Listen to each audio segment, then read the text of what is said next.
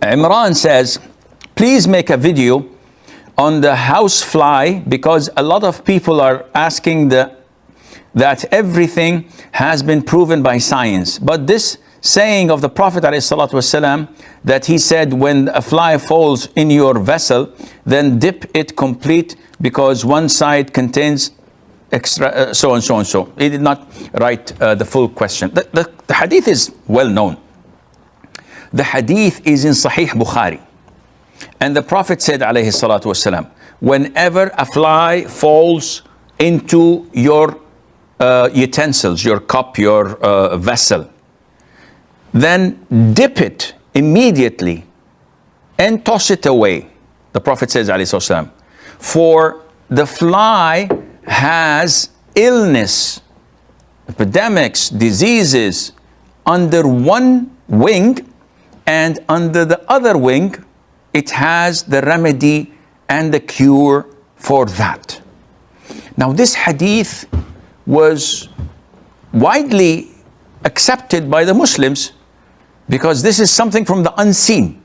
And we believe in the Quran, we believe in the Sunnah. If we look at the miracles in the Quran and Sunnah, we will find that like 95% of them are proven through science today. I'll assume the 5% that science did not prove to be true as well, because we have a track record. If only 5% or 10% of the miracles, scientific miracles of the Quran and the Sunnah were proven, and 90 were dubious, you and I may have a reason to doubt. But it is the other way around. The vast majority, 80, 90%, are all proven without any doubt by the disbelievers themselves. So any logical person would come to the remaining 10, 15, even 20% that was not proven to be wrong, but not proven to be correct either. They will accept it because they say that the track record proves that it is right. So there were people who came to this hadith and said, ugh, if a fly falls into my glass, I'm gonna toss the whole thing out. Why would I dip the fly again and drink whatever is in the container? This is not the point. Now we have the luxury to have green tea, we have water. People in drought-struck areas where they have famine. This is not a luxury. This is a necessity. So if a fly falls into it, it is not an option to throw it. They're gonna drink it. But the etiquette of doing so is to dip the fly. What kind of fly are we talking about? House fly. And he's saying that this is not proven scientifically, and I beg to differ. For the past 20 years, there were so many researchers in America and also in Egypt, for example, in Cairo University and elsewhere, by professors proving this through the lab tests and clinical experiments. Without any doubt, it is a well-known fact.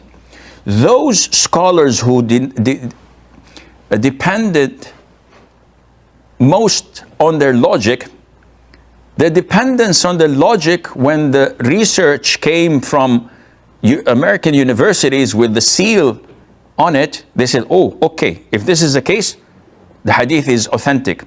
When the Bukhari, 1300 years ago, authenticated it, these people who use their logic to accept and reject Quran and the Sunnah said, I will not accept this. Subhanallah. Muslims are not played like this. They do not allow Satan to mess with their conviction. They believe in the Quran. They believe in the Sunnah. What they cannot understand, they believe in it. And they say that it is in Allah's hands. Someday we will understand it.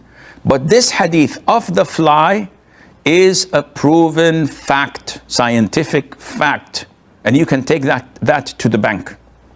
Now, if the fly falls into my glass, will I do this or not? Any proper Muslim has a choice.